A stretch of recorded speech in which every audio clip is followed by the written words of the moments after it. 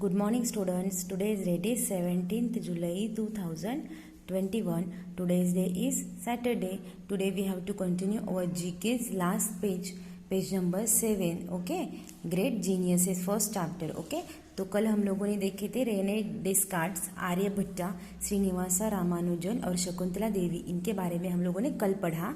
तो आज हम लोग नेक्स्ट देखने वाले हैं. फर्स्ट है Stephen Hawking.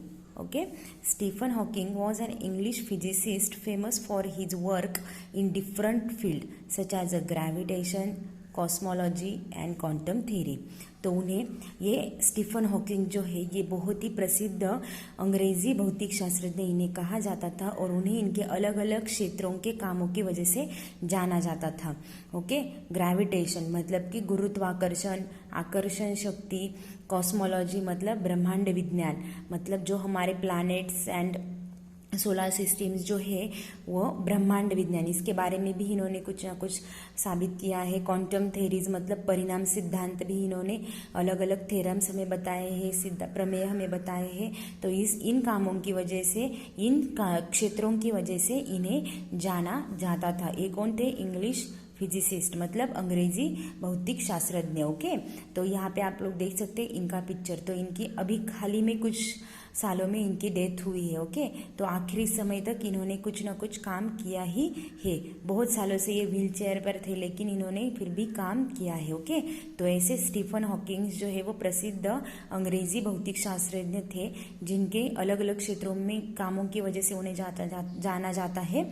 Gravitation, cosmology and quantum theory. Gravitation मतलब आकर्षण शक्ति, गुरुत्वाकर्षण, कॉस्मोलॉजी मतलब ब्रह्मांड विज्ञान एंड क्वांटम थ्योरी मतलब परिणाम सिद्धांत.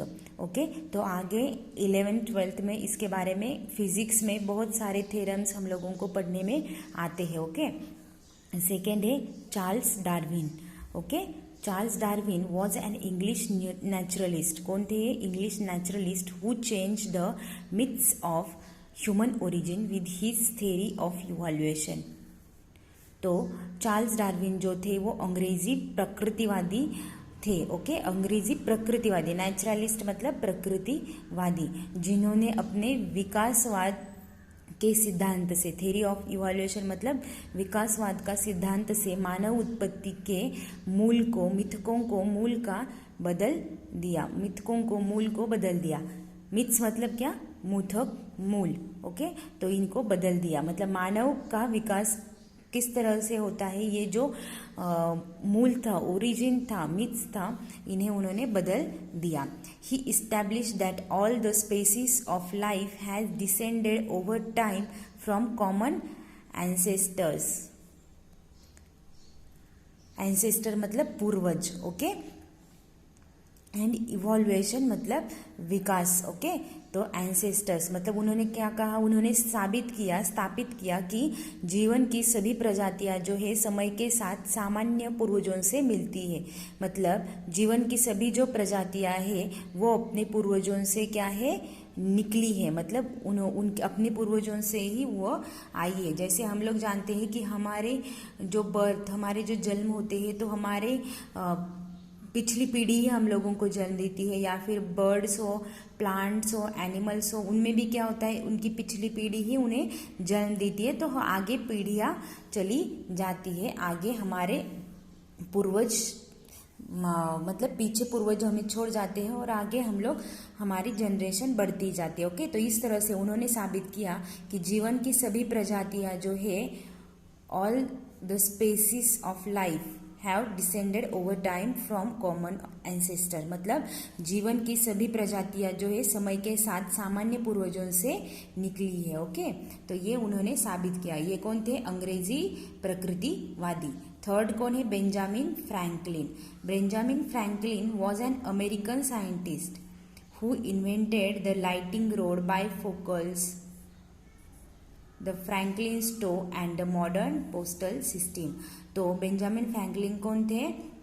अमेरिकन साइंटिस्ट मतलब अमेरिकन विज्ञानी इन्हें कहा जाता था. और उन्होंने किस किन चीज़ों का आविष्कार किया है? लाइटिंग रोड मतलब सड़कों पर जो पथकें होती है, दिए होते हैं, उन्हें भी उन्होंने बनाया है, उनका आविष्कार किया है बाइफोकल्स। बाइफोकल्स मतलब द्विनाभित, द्विनाभितों भी इन्होंने बनाया है। बाइफोकल्स मतलब द्विकेंद्र बिंदु।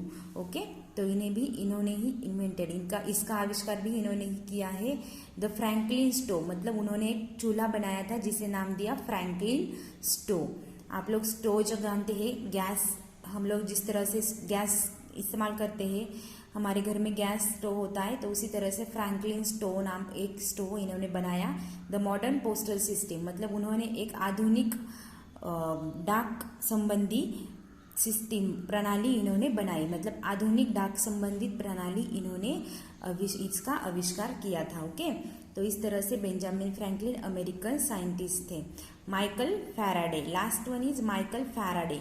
फैराडे अगर नाम सुनने में आया तो इनका संबंध हम लोग लगाते हैं ये इलेक्ट्रिसिटी की खोज किन्होंने की है, फैराडेज। ओके, तो Michael Faraday's was a British scientist who made discoveries in electromagnetism and electrochemistry. तो माइकल फैराडेज जो है वो ब्रिटिश साइंटिस्ट मतलब ब्रिटिश वैज्ञानिक थे।